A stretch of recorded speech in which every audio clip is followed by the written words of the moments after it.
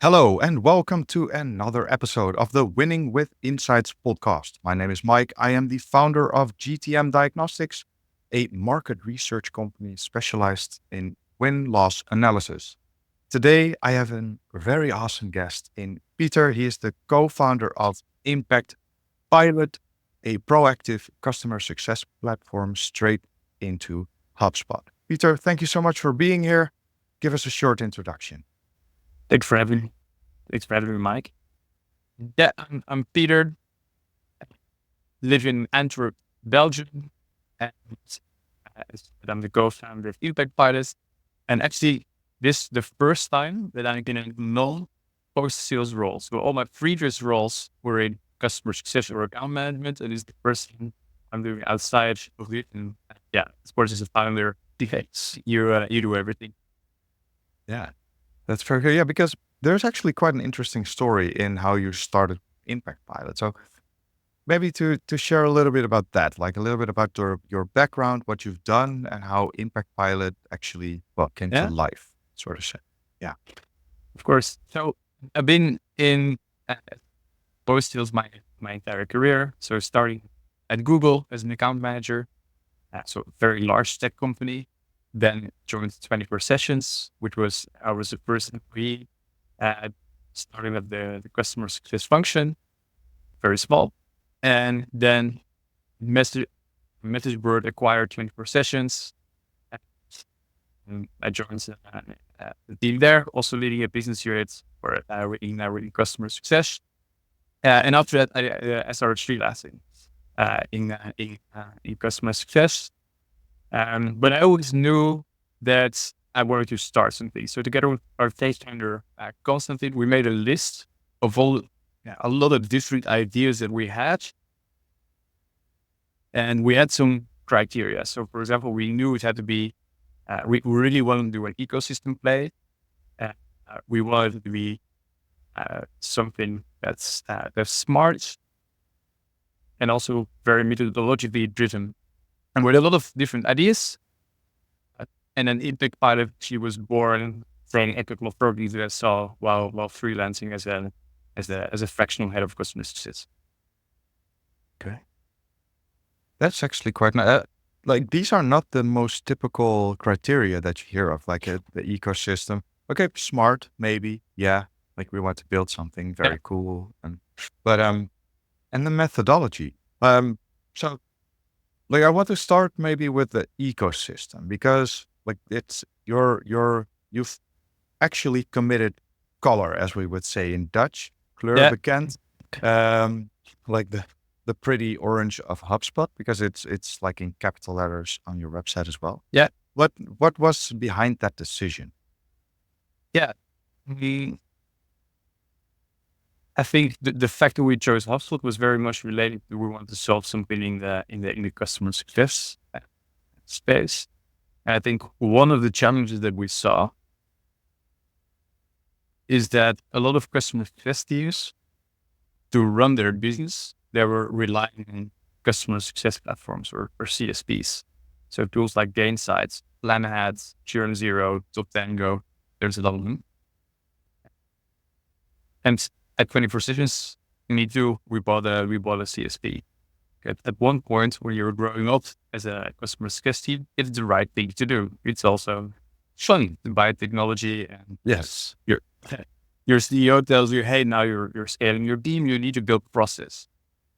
I think for a lot of CS leaders, that automatically is, oh, I need to buy a CS.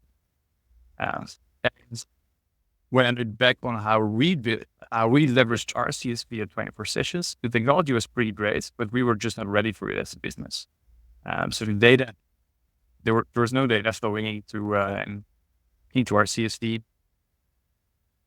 We didn't have a resource to maintain it. With one rentals, they were taking care of hostels, so we were left to do it on our own. And yeah, actually it was pretty dead inside that CSP. And I always thought it was the only one because you talk on CS, like this time. And customers, if networking, everyone's super enthusiastic about their CSP. Everything's growing really well. But then when I started actually doing freelance work, I somehow, it actually looked from the inside, and so no one was actually getting results from their CSP. And again, not because the technology doesn't work, simply because a lot of these businesses moved to that CSP way too fast and didn't need one at the time, and they will never need one. And at the same time, we saw that HubSpot was really making that platform play, moving from marketing to sales down funnel, also to servicing customer success. But obviously, still missing some features there to really rise, not having that methodology behind it. So that's why I really say, hey, let's plug this into HubSpot. So customer success teams can work with the rest of the GTM works. Yeah. I think there's like a very interesting point that you mentioned. So it was the data thing, and that some people or some organizations may never need a customer success platform. And then when I've written this down, I draw an arrow next to it with ICP question mark, your ideal customer profile question mark. Is this the right arrow that I've drawn between they might not never need an actual customer success platform and your ideal customer profile? Yeah, I think it is. I think it's actually, they might never need one, or not now. And it falls into two brackets. So I think it's customers that never use one and are kind of mature. They need something more than they're getting from HubSpot. That's actually, I think a lot of our earlier customers. I think right now, what we're seeing in our pipeline is a lot of these customers that are they have a CSP, but they're looking to consolidate their CS operations in HubSpot.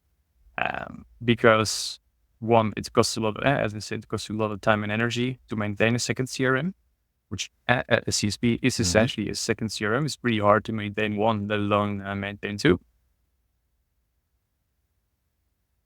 In many cases, they're pretty pricey, these CSPs. And with the whole AI, you heard about AI, right? Is this new thing? Please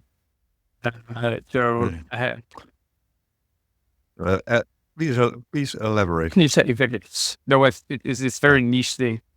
But I think there, in order to like really leverage it, you need all your data in one place, right? If your sales and marketing data is sitting in one platform and your customers' data is sitting on another, it's going to be very hard to leverage AI. So that's really the drive that we see. Like, all your customer data standardized in one platform, where we can then leverage it for our AI strategy. I think that really was driving a lot of these customer teams to ditch their CSPs and to move into HubSpot. In our case, HubSpot that leads with Salesforce. Yeah, I think this is becoming more and more a thing that, like your CRM, like Salesforce has already done this. You see it with HubSpot as well. They basically become your place of records. Like all the source of truth, all your data is going to be stored into one place, and you're basically building on top of it. So you have your system of records, system of engagement, like system for analysis, etc., and then you're building on top of it. So I like the ecosystem play. Yeah, and Mike, another trend that's kind of enforcing that is I think the rise in RevOps, right? Revenue operations. We're seeing them becoming way more powerful. If I look back to 5 years ago, we had someone that did RevOps. It wasn't actually called RevOps back then. They were managing this. Yes. Business ops. Exactly. Yeah. Operation. Doing all kinds of stuff. But yeah, they were consulted in decisions, but they weren't really driving it. And I see now a lot of customers that we're talking, it is actually RevOps is doing the lead, and they're bringing the business along. And it's almost like the corporate IT organizations where IT, is really fighting shadow IT solutions. I think these SaaS businesses This is also Yeah. starting to happen. Like, not every team can just decide to buy any random tech solution on the market, because it's going to be this wild waste of applications that you have zero control of. That is a completely different conversation. Yeah. But that is like Sorry, the the reality. no, it's okay. Like there are so many interesting things when it comes to revenue, when it comes to go to market, when it comes to each of the individual functions and the supporting roles when you're looking at enablement and RevOps. So there's so much to talk about. But today we're talking about Impact Pilot. Bring us back the FFS. Bring us back Yeah, my where words. I'm trying now because I want to talk a little bit more about your ICP because okay, we understand now like you've made a conscious decision to do the ecosystem play. And you started with HubSpot. And with HubSpot comes a specific set of potential customers as well. So, can you tell me a little bit more about the process that you guys went through to make sure that your initial idea for Impact Pilot Yeah. was a good fit for the HubSpot clients? Yeah, good one. So, especially the initial idea, uh, again, came from when I was doing fractional CS work.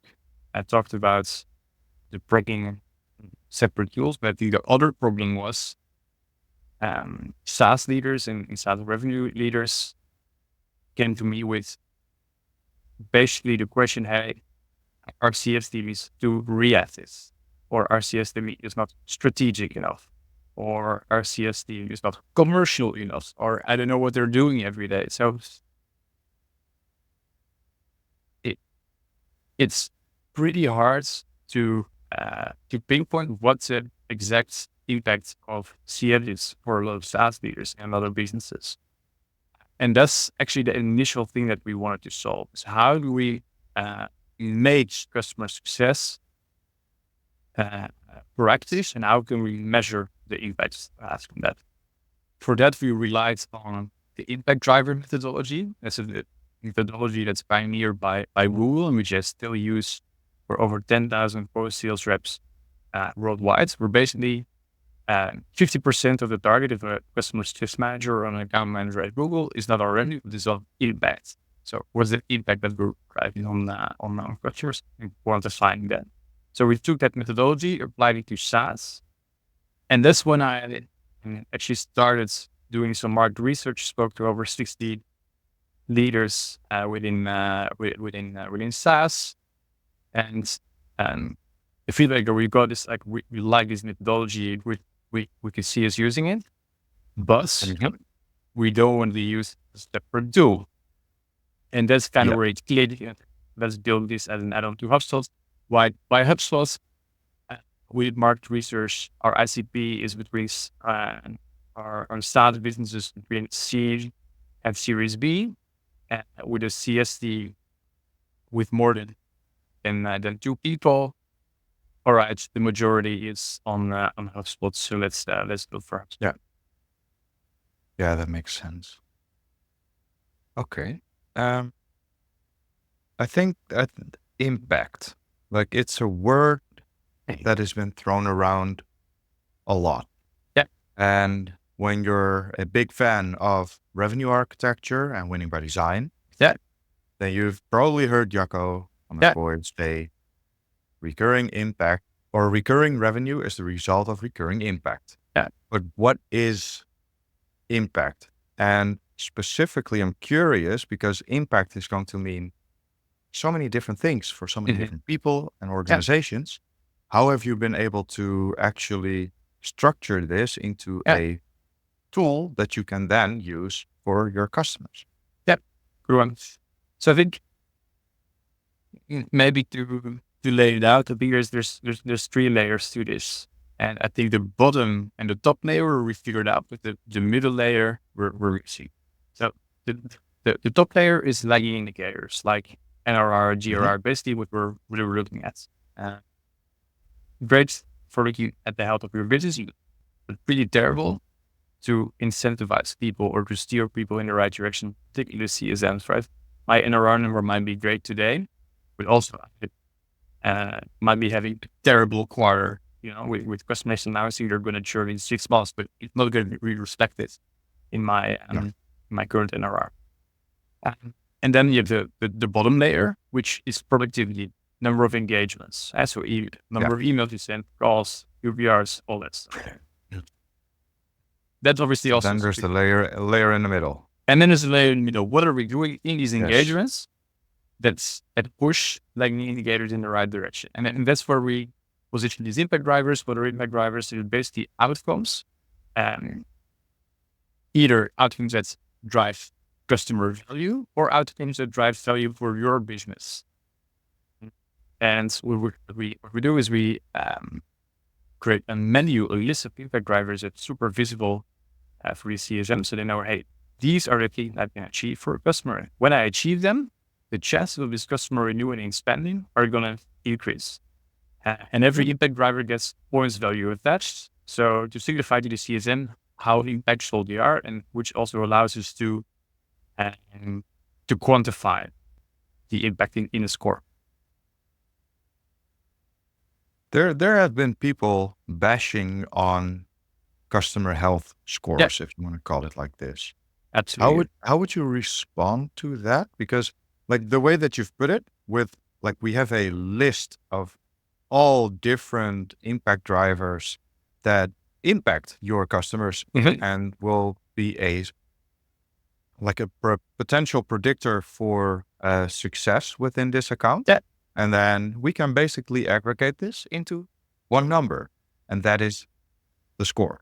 But then people say like, no, the score doesn't say anything because this customer is 75 and this customer is 50, but the 75 churns and the 50 renews. Yeah. So how would you respond to somebody that says this? Yeah, and it's a fair point. So I think first of all, an impact score is not a health score. It can be part of your health score. I would agree. I'm a really big fan of health scores, to be honest.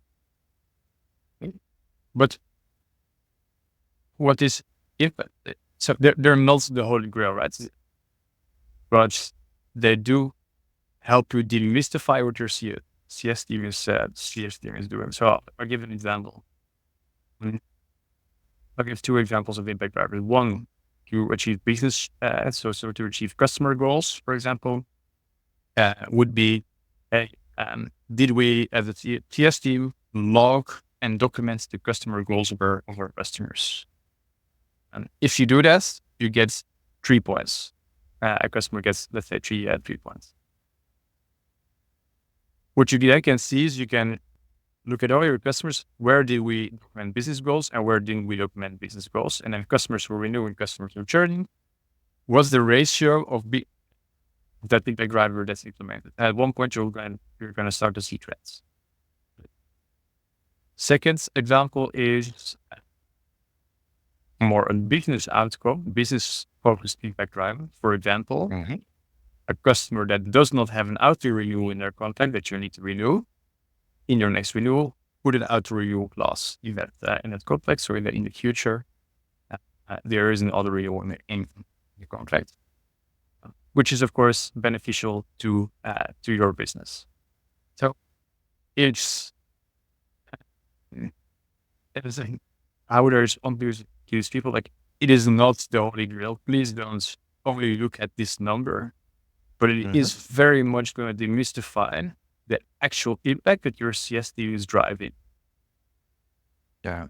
I think people are too hung up on the aggregate instead of on the individual impact drivers that are underneath this score. Yeah. So you want to look at the menu instead of at just the restaurant, for example, if you want to call it you want to stick to that example. Yeah, exactly. Yeah, that's a good one. Yeah, it's the same. It's the same when we're doing like market research and win-loss analysis. Like it's very easy to say like it's just this one thing, but then no, it's always like a combination of different factors that all have a different weight or a different customer why they did or did not buy it. Of course, impact drivers is just the CS impact. As you mentioned, there's a lot more influence whether customers are going Exactly. to renew and grow. Like, what's their use case? What's their vertical? How healthy is the business? So it's part of the picture, Yeah. but it's the part of the picture that your customer success team can directly influence. Exactly. Yeah. But no, so when this is very much reliant on making sure that the data in HubSpot is actually good, Yeah. because this is always the case with CRMs. They're never 100% perfect, but it's the best you got, and it's the thing you have to work with. But there are ways that you can make sure that your CRM data is good. And what then I'm also going to think about, because then you're working with multiple teams in the same system. Yeah. So there might be something like silos within your organization. They're using their own view of the world. They're using the CRM in their own way with their own data, basically.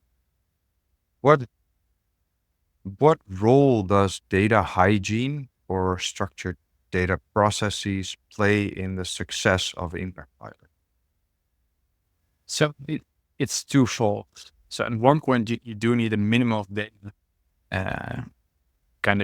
to base decisions on. And I think it's really also like this really depends on the type of business where you run. If you're running a super enterprise play, where portfolios where every CSM might only have 5 to 10 customers in their portfolio, you actually, obviously you need data in your CRM, but I'm going to expect from these CSMs that they know what's going on at their customer, right? I don't mind that they need to have a separate dashboard to check product usage for 10 customers, right? It's not that big of a pain. Like, you just check it every day. I think it becomes different if you're going into more of a scalable one. But I think so that first data layer is important, but also don't, like, I think often less is more. Don't flood your CRM with too much products data. For example, a couple of metrics that really help the CSM make a decision on whether it's actually no, of course. But if you really, a CRM is not meant to really drill deep into product usage, for example. So don't try to build it that way. I think that's one. Of course, data needs to be accurate. We don't overload.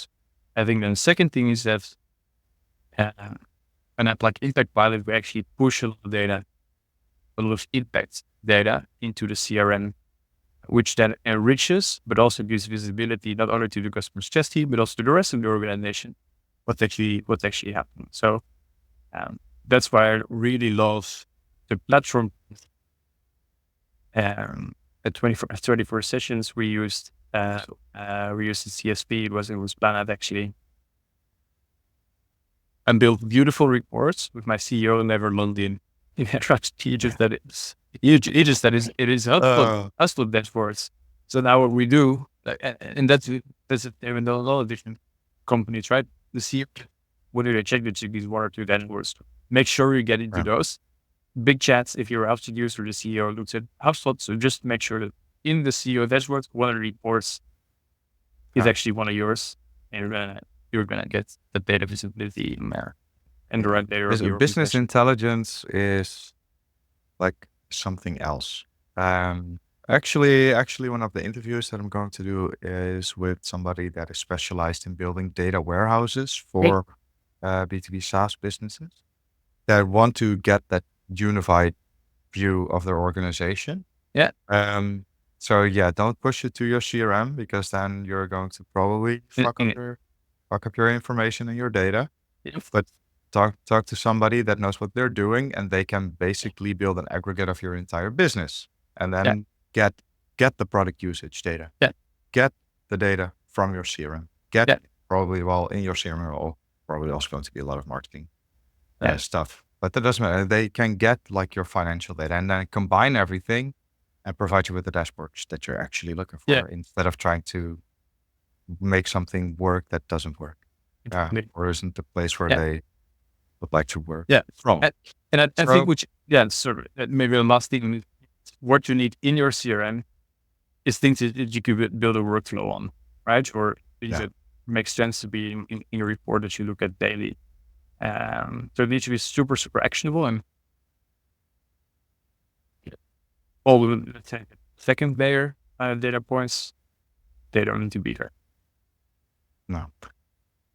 I'm also curious, like the way that people will use the CRM, like of course, like it's okay. So the frontline workers, the individual contributors, they use it to basically make sure that all the engagements that they have with their customers, that they're stored somewhere so that they can look back and remember. It's also a place that might help them with providing them with the right next action to take. Yeah. Again, this could be you're manually putting a task in for yourself, or there's a workflow that helps you with reminders. And then there's like a second layer, maybe the frontline managers that use this system to help you, guide you, coach you. And they look at certain things, but not on like a business-wide, like not in a business-wide way. Then like we get a little bit more up the chain, if you want to call it like this. And then, you want to see more aggregates of it. Yeah. So then it also makes sense to have a place where you can actually combine those and keep the day-to-day stuff in more one place. But there's probably people that have a different opinion, that know a lot more about this than I do. Always. So always open for the conversation. There's always people with different opinions. Exactly. So that's why I'm going to have a conversation with somebody that's specialized in data. Nice. Awesome. There, of course, like it depends is always a word that people use, or it depends on your business I hate if it, you want but to do certain things or not. Yeah. Particularly in Bro. customer success, people always start with it depends. Of course, but that's which is not also not fun good. on a podcast. It's true. It does depend, but it also shows how much we've not yet figured out the standard way of working in CS.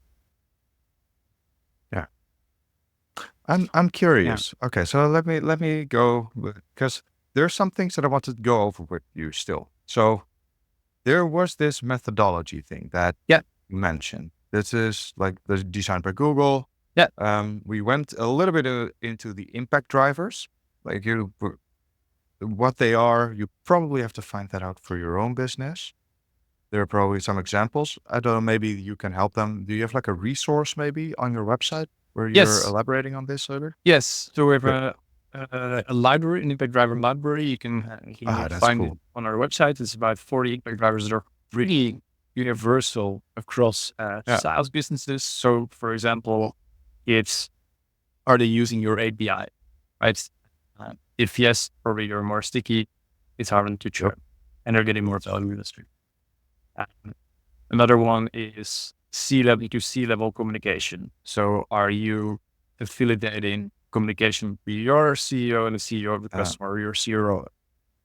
And part of that definition is do it in a non-escalation when there's not escalation. When everything's still rosy, when everything's going well, do it then. So when should it fan, or is it the fan, whatever it does? That connection is there. So yes, we have a library, and then we also help our customers with identifying impact drivers that are specific to their business. And what we see is that about 30-40% comes from the library, and the other part comes from our specific reasons. That's good, like a 1/3, 2/3 structure. All right, that's nice. So I'm definitely going to put like the link in the show notes so that people can find the library. Yeah, but my thought process went here. So we have the impact drivers, but this is a methodology from a very, very big organization. And of course, it has shown to be useful. But if we look at different go-to-market models that are out there, we have like product-led growth, which I don't believe is a go-to-market model. I think it's an upsell model. Like you're probably more marketing-led. That's my personal opinion. Please don't hate me for it, or come discuss it with me on the podcast. So now you have like, are you PLG, you're inbound, you're Yeah. sales led, you do ABM, you do, I don't know, named accounts, whatever you want to Yeah. call it.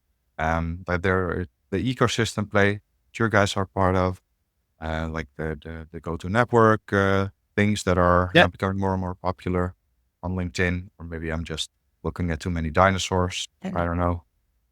Um, but that is mainly focused on, if you want to use the bow tie model, on the left side of the bow tie model, Yeah. like how do we bring people in? Yeah. PLG has a stickiness to it, Yeah. but then are there like what kind of like customer success models are there? Because I might not be aware of all the differences that are out there. And do they even have like pretty names like PLG, SLG, or whatever? Yeah. They don't really have pretty names. I think the biggest differentiator is high touch, low touch, tech touch. I think that that really defines how you do customer success. But then within high touch, within mid touch, within tech touch, there's like so many different strategies. So there isn't a unified, like there's ABM or all the strategies that you mentioned in sales. It's just not there in customer success. That's also why we really start with the methodology, the impact drivers. Yeah. I think this can work actually for all these segments, of course, executed differently, but it's how do you make impact on the CSM? It's focus on outcomes that you can control. Right? And if you execute those well, you need to trust. At first, you need to trust that lagging indicators are going in the right direction. And after a while, you can measure. And you don't no longer need to trust. You can look at the data and see, are they actually going in the right direction? So we did this analysis for one of our customers where we saw we looked at all the impact drivers that were won and the percentage of existing customers where they were won. And then we looked at churn customers and the percentage where they were won. Churn customers, where we saw the biggest gap. As for example, there was one impact driver who they released a new feature 9 months ago. And then we saw customers within that 9 months brackets, because that's where they did a training to educate the customer on that new feature, were 10 times more likely to extend their contract with customers where they didn't. So they're like, we're onto something here. And the question is, of course, is it causality? Are they staying because of that training, because of that, and because of that feature? Maybe not. But the fact that they're not even willing to take a training with you and to invest in learning about that new feature should already be a red flag. Although they're no longer engaged, they don't even want to invest in changing their behavior and getting more out of our platform. That should be a major red flag. And then, of course, you need to put a plan in place to retain that customer. You know what you need to do? What do you need to do? Do churn analysis with us to find out what the story is behind the red flag. No, but this is genuinely a very good use of the tracking the right metrics, which in this case are the impact drivers. Yep. You can then find causalities, maybe not causations, because that's always very difficult to say within like a very complex like environment as B2B. But there might be something there. So you can at least create a hypothesis of what might be happening. And then you can do your research to either validate or throw it out of the window. And then you at least it gives you the opportunity to actually like create like actionable stuff that you can do for like potentially specific bottlenecks. Yeah, that's actually quite nice. Yeah. Yeah, So I've made a lot of. No, sorry, ahead. go ahead. Now you want to add something to this? Yeah, so that's always good.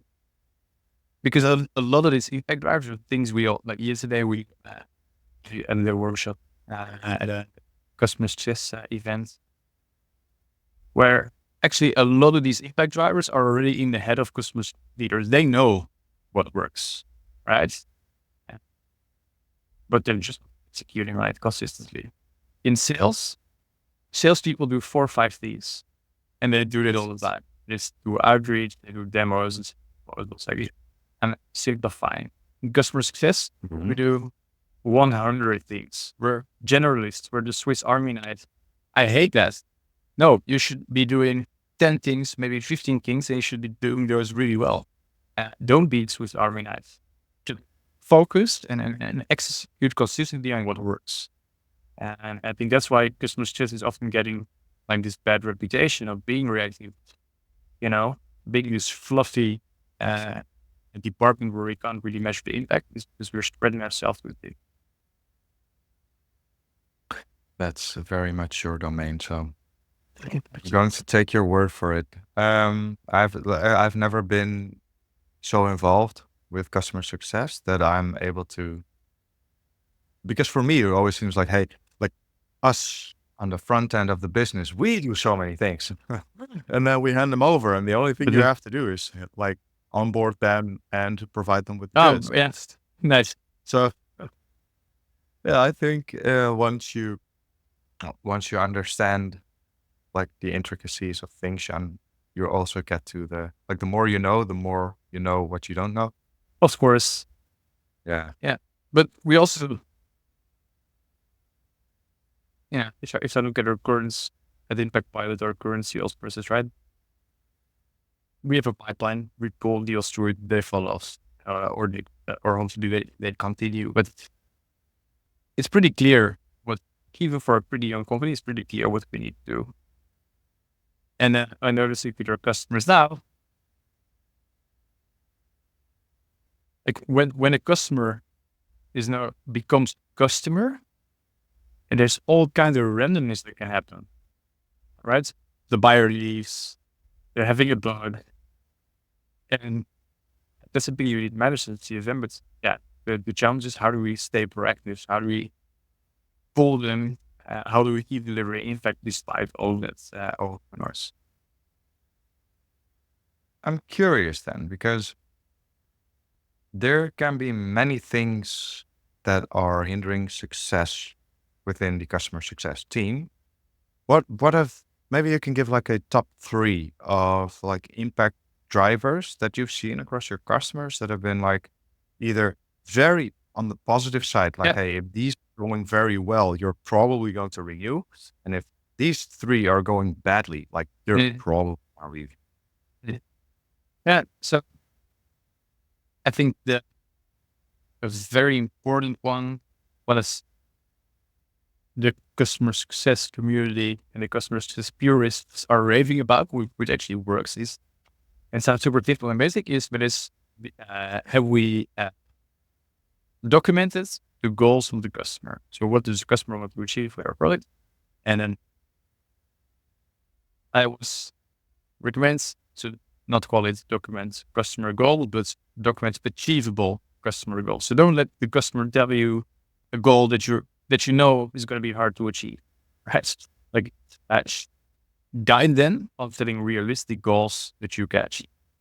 So I think that's number 1. Then, I think a second piece is around stakeholders.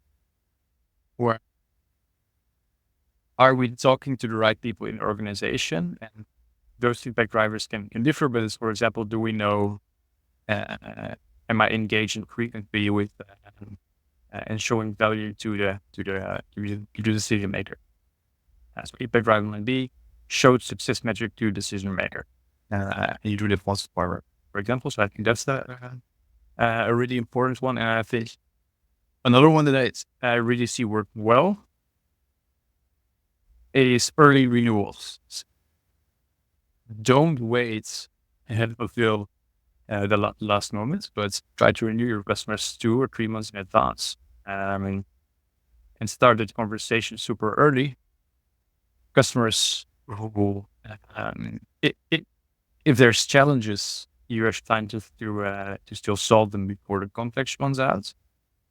And if the customer is into it, you secure it and any renewal, and you can probably also go into conversation extending the contract. Maybe not yet. So those are 2 that really work well.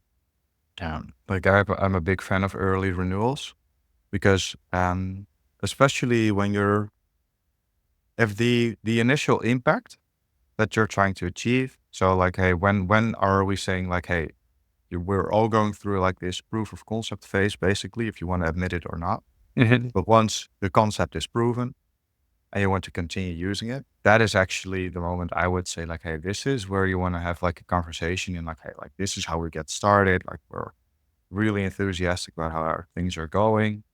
And we want to make sure that we can provide value to you over the long time. I want to, for example, incentivize you. Yeah. If you make a commitment for like 2 or 3 years, like this is what we can do on the other side of things. Yeah. We can add certain services. Yeah. Not always a big fan of discounts, but we can, for example, do something with payment terms or whatever. Like there are Exactly. many Yeah. things that you can do there. So that's Yeah. really cool. I'm not sure if that is maybe like a result of doing other things very well, or if it's the impact driver that is like a sign of things that. Now, do you know what I'm trying to say here? Like, because if somebody wants to renew early, there's probably things that you've done that make them want to renew early. So, Of course. yeah. I mean, obviously, but I think putting the impact driver out there in front of customer success managers, first of all, they will see, hey, this is what my organization expects from me. You know, like whatever is in this menu, this is what good looks like. This is what's being strategic. This is what's being proactive is. And if it's in that list, that means your company, your team finds this a great idea. So as a CSM, you need to execute on it. Obviously, if the customer doesn't want to do it, there might be it's kind of an outcome, but just starting that conversation, it is definitely an impact driver. And it's one of these things we all know is a good idea. No one does it. Yeah. Unless you incentivize, you're super clear. Then this is what you fix. This is what we expect. I think that's exactly like if you said, okay, it's the start of the renewal conversation for like the start of an early renewal conversation. I think that is because that's just the start of a new process. I want to call it like this. So yeah, I can imagine that would be good. The goals and stakeholder ones, the achievable goals. I'm sorry, and the stakeholders. I've written down like, is this sales or is this customer success? Because if like it doesn't really matter, I guess, where they come from, as long as it is known and you're in contact with the right people, with the in and out. Do you mean who's responsible for the stakeholder management? So basically, in a very well-run sales process, which starts with doing a proper discovery, understanding where are you currently at, what is it that you are doing, and how is that either like withholding you to reach like your future goals, or if you keep doing this, what could be like the negative impact, or well, there are many different reasons that there's like a gap in between what you're currently doing and where you want to be in the future. And then basically making sure that, hey, like if we can say that we can commit to this achievable goal and we can help you achieve this, and this is the value that we can provide you. And this is how much it's going to cost you, basically. So is this then not something that sales should know before they even do a handover to customer success? That would be great. In the ideal world. In the ideal world, absolutely. It's probably also going to increase your win rates, to be honest, because discovery, as many people might know, is one of the biggest influencers in win rates. I mean, obviously, if you have a sales team that hands you over concrete achievable goals of customer, that's great. But I will still put an impact driver in, confirm achievable goals with the customer. Yeah, of course. And take with different you want to know, right? You want to know when and how. And the reality is that you might start that process with it, right? If you're a sales leader, is kind of talking the same language, you understand is the way to go. But then probably you still have a cohort of X amount of existing customers where it didn't happen. So you need to go back and and list the goals there. And also any goals for being changed, decision makers left. People have no idea and people at the customer side have no idea what the goal was. Tool has just always been there. I think this is one of the most valuable things, that this is the reason you don't want silos in your organization, because these goals, like, you can probably tie them back to certain segments of your customers. You can tie them probably back to certain use cases, to certain problems, to certain personas. And then this is something very valuable for your sales and marketing organization to actually leverage on the front end to start conversations around this. So I think it's very good. And stakeholders. Yes. Sorry. Go ahead. Last thing about these customer goals, the worst thing you can ask your customer is, what are your goals for our products? It's because they don't know. Right? The instantly improves revenue or costs, basically, right? So in the end, what they care about. I think you need to tell them, hey, customers in your industry with this use case, this is the deal with the results they get, which one's more relevant for you. So feed them what they can expect and let them say yes to it. They're not going to help them uncover. And don't accept. And also don't accept goals that you cannot achieve. Or if they have a goal that you cannot achieve, be super clear about it. They have that goal. It's going to be a tough one. Stretch. Yeah. Right? In a program. This is always it's very difficult, because as a salesperson, you want to sell them basically everything and the vision of the nice and shiny future, but every now and then there's like this balance with reality. So true. And because every business is almost promising like a 10x return or a 5 times ROI on everything. And if that were the case, that would mean I could just buy my way to becoming like $1 billion business, and that's also just not the truth. No, so but I'm always trying to be a bit careful with the promises that you can make. And buyers know, right? They know they're not going to go with theirs. They just want to get a little bit better. They just want a certain frustration gone, or certain problems. They don't, in most cases, they don't expect you to, to really also it's like same with ROI, like hard ROI calculations. There's a limit there on what you can actually calculate. Just with customer goals, keep it small and measurable, and they'll make the link themselves to like the real business outcomes. And the same goes, by the way, for stakeholders. Like there's tons of data that has shown that the more stakeholder, or if the right stakeholders, I should put it like this, are involved early in a sales process, the chances of you winning that deal will go up significantly. So like it's always a matter of talking to the right people at the right time. Timing is always it's exactly the same. I think also an impact driver is around stakeholders that we often use is second champion discovers. So like one of the biggest pains is, fuck, my champion left. Now I have no one to talk to. There's no owner. If this keeps on happening to you, why don't you, for every customer, go look for a second one? So when the first person leaves, you have some, and you can tell customers, hey, what if you leave, or what if you fall ill, or whatever?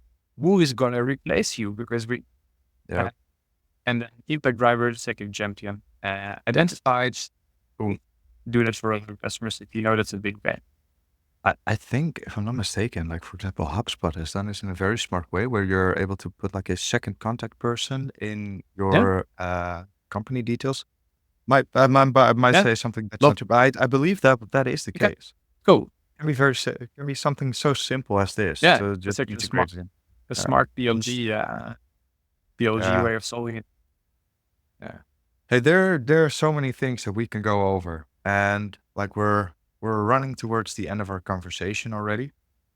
I'm really enjoying this because it has a lot to do with making sure that there are two sides to this, in my in how I see this. So you're not just helping the customer success team in being more efficient in how they work and focusing on the right things in their daily job, to put it like this. But you're also actually trying to help them become more relevant and create like more impact Yeah. for their own clients. So it's like a Yeah. win-win. So I think that's really cool. There are two things that I still want to go over with you, and it's more a bit more like looking into the future.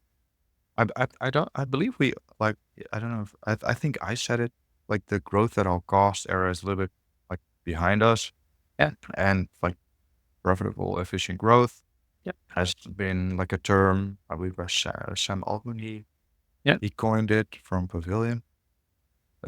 Like there's like bit of like a trend that goes into like an opposite direction. Instead of like pushing for more, you can push for doing things better. That's Yeah. how I interpret it. What do you say is like the role of ImpactPilot in this transition? Yeah. I think moving from GAC to PAG is going to be a necessity, right? Because what happened over the last couple of years, investments in SaaS business dropped, so it's the end of free money. There's no more spending money to grow. So NRR numbers have dropped, and we're also the rate at which we acquire new customers. So what we need to really do is like we need to fix the leaking buckets and make sure that we can grow our existing customers because we have less money to spend. That's really what PAG is. It's just a new reality for a lot of SaaS businesses. And I think if you're most SaaS businesses, unless you're doing something really fancy with AI and you're still throwing money as your will need to make the transition. And if you want to make the transition, customer success is key. Absolutely fundamental. The problem is a lot of customer success teams today are not capable of leading their company into the PAG era. So I think impact drivers is a methodology that you need to start adopting if you want to make that change. Like, you can no longer get away with, hey, I'm touching my customer every quarter, or we're doing QBRs with our top tier customers every 6 months. That's just not going to cut it anymore. With your CS team, you just need to know what works and execute on what works, and become way more like a machine than firefighting. You're reinventing the wheel entire time. I mean, that's why I really love what we're doing, because I think it's absolutely, fundamental for a lot of businesses if they either want to continue to grow. I think that what you mentioned, like it's a combination of having the right tools with the right methodology that allows you to like focus on doing the right activities at the right time, which hopefully will result in the stickiness of your business, and then potentially identify like upsell or like growth opportunities within your existing accounts, which would then hopefully lead to more bottom line, like profit, aka the more the profitable efficient. I think and that's maybe a very important thing. Yeah, one thing on this, because I think out of maybe I'm portraying here this as pretty the infancy, but there's even the more mature CS team, there was well-defined workflows. The workflows are in a sense still reactive because it's very much trigger based and playbook based. So if something happens, playbook. Often, like when health score drops, when usage drops, so it's like all the negative triggers. I think we need to be, how can we prevent these things from dropping, right? And so how can we prevent the health scores from dropping? Okay, let's be proactive, fix these impact drivers, and make sure these metrics go up in process, and don't wait until they fall to react to it. There you're on the wrong batches. switch to becoming more proactive. I think that should be like top of mind for everyone. Yeah. And this is not just for CS. Like being proactive is just a very good way to like live life as well. I think isn't this also like one of the 7 habits of the highly effective people? I I believe do so. not know. I think I have the book here somewhere. I have a lot of books lying around here. I'm not gonna turn my camera like it's a Yeah. mess. This frame looks Nice. good, but everything else It looks is like I'm sitting on my bike, which is also nice. awesome. Now, okay, so if I want to summarize this, with the Impact Pilot, you basically start out. You did like 60 interviews. Like I should have gone into that part because, like, if we're talking about gathering the insights, that is like a big thing. But maybe for a different conversation, we can go into how these conversations went, what kind Yeah. of questions you've asked, and what kind of things you uncovered. A lot of learnings from that. Yeah, I can imagine. Because you want to hear the good stuff. It's Yeah, very hard to be completely open and to actually hear what people are saying because you want to be validated. Like it's different story. it's if people want to like if you're starting out with a new business, read the mom test. The mom test. What? Go Yes. into the bio. Ooh, The nice. mom test. It is genuinely. It's the tagline is like how to talk to customers and learn if your business is a good idea when everyone is lying to you. That's exactly it. Nice. Basically, it's called the mom test because your mom will never tell you that it's stupid.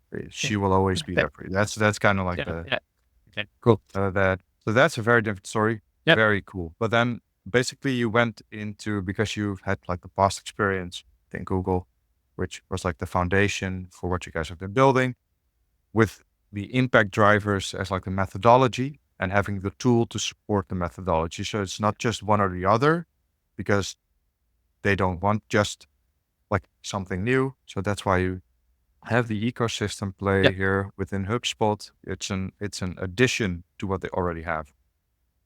And it actually allows you to work more proactive and like keep the good customers in.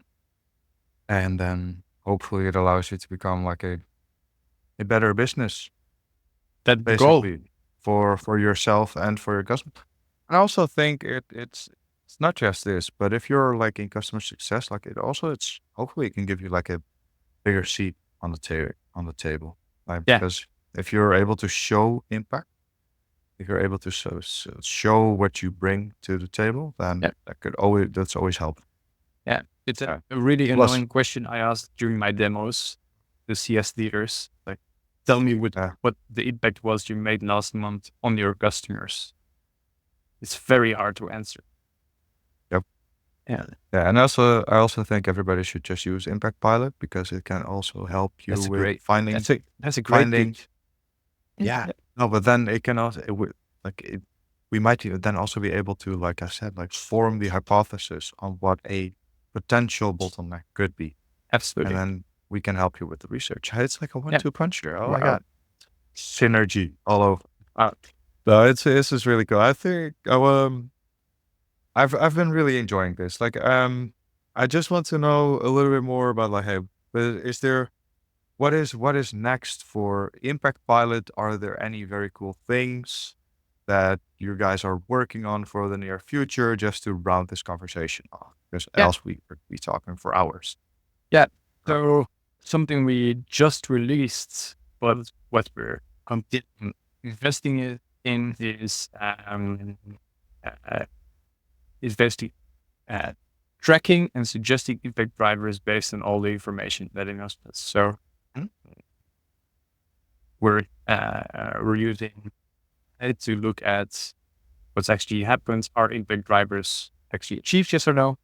And based on customer profiles, we're going to suggest impact drivers. We say, hey, this might be an opportunity. If you do this, you'll increase your chances of renewing, or expanding this customer. So that's one thing we want to go and we work into a predictive model.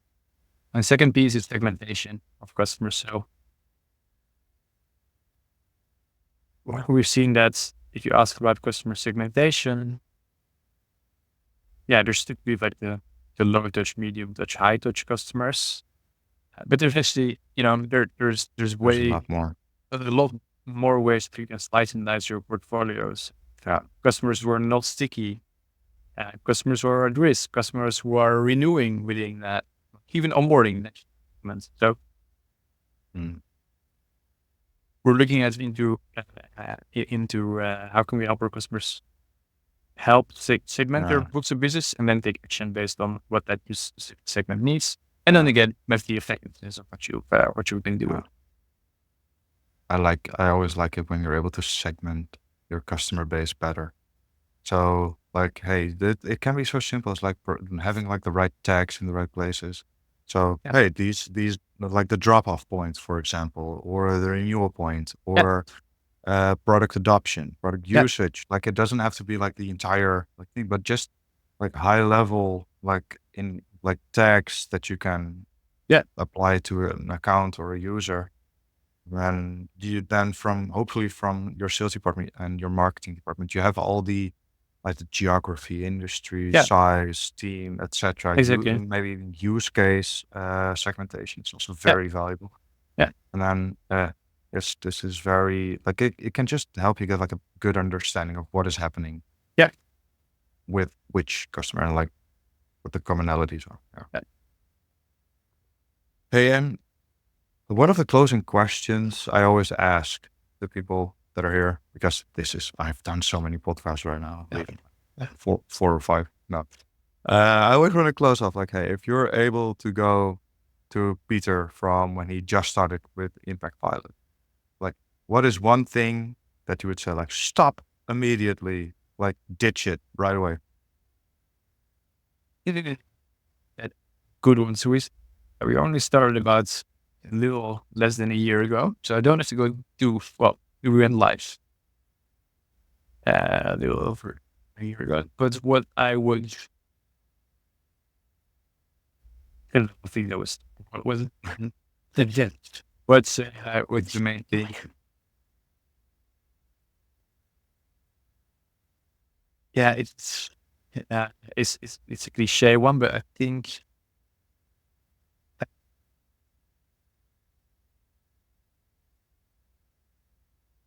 Yeah, in the beginning, you have your ICP defined, but I'm a networkist. So I'll put you to start. So is anyone showed the slightest piece of interest, I jumped on them like a puppy. And it's really because like in the beginning, you have 3 customers getting a 4 communities, a massive deal. You're going to increase your revenue with 25%. Every deal is super important and you want to do everything for them. So I'd say stick with your ICP because it builds. It also, my CTO is completely great with all the requests I've been doing for these customers that were just outside our ICP. So I'd stick way tighter to what works and the problem that you wanna solve. It's something I'm still struggling with, right? But that's the big thing. Focus. I think that's something I've heard like more the often. classic. Like, hey, it goes the same. And then there are also, of course, things that you've done very well. So what would you say to yourself that you should definitely keep on doing? So we're definitely going to keep investing in the ecosystem. I believe in the ecosystem play, and honestly believe that point solution for customer success, that category is not going to be there anymore. I think it is going to be unified. So I really believe in that, and I also really believe into methodology supported by technology. It's the whole package. So not giving a blank canvas to your user, is really saying, hey, this is the way you use our solution, and being very prescriptive in how they're gonna, in how they should be using it in order to get success. Yeah, I feel what you're saying there. I think it's a smart thing. I'm For me, it's the same. When I always look for something that is already within the marketplace of, because it just makes it so much more sense. Yeah. And even though there are some very good point solutions that are outside of the ecosystem, Yep. but still, like it is a big plus. Then again, I have to be honest, it is sometimes also easier to churn because if it's a native integration, it also means that the alternative, which is a native integration, is very easily implemented. But Of that's course. like you have to take the good with the bad. But Yeah. that's part of it. There's a lot of risks. There are Listen. also downsides with ecosystem.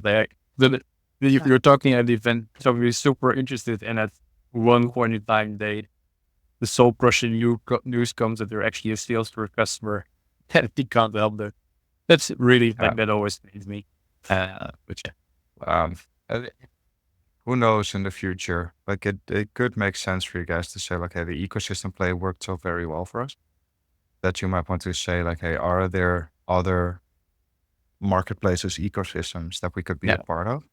Yeah. But then, like, you're also going to make a very big switch then in your customer, like your potential customer base, and how you're Yep. going to do that with your positioning and messaging. I don't know. You should talk to somebody that is on the podcast that can help you with that. No. Matt. All right. Hey, thank you so much, Peter. So I'm going to make sure that people are able to find you and find ImpactPilot. We're going to put the link to the library with the impact drivers also in the show notes. So if people are interested in this, they can definitely go there. If you're a customer success professional and you want to learn more about the methodology with the impact drivers, you should definitely go and talk to Peter. Peter, what's the best way for them to reach out to you? Best way is just send me a message on LinkedIn. Awesome. I think it's It's the always the easiest. same answer. Yeah. I don't know why I even ask it anymore. Everybody says LinkedIn. Oh Yeah. yeah, just follow me on LinkedIn. Oh, just send me a message on Yeah, LinkedIn. probably. Now we're gonna make sure that all the information is going to be in the show notes. Peter, thank you again so much for telling your story. I think it was very interesting to hear you talk about how you see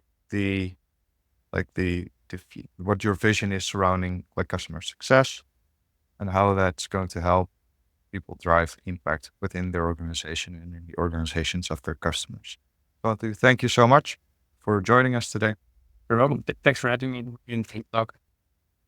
No problem. Thanks so much. And everybody that's still listening, thank you. Stay tuned for the next episode. See you next time.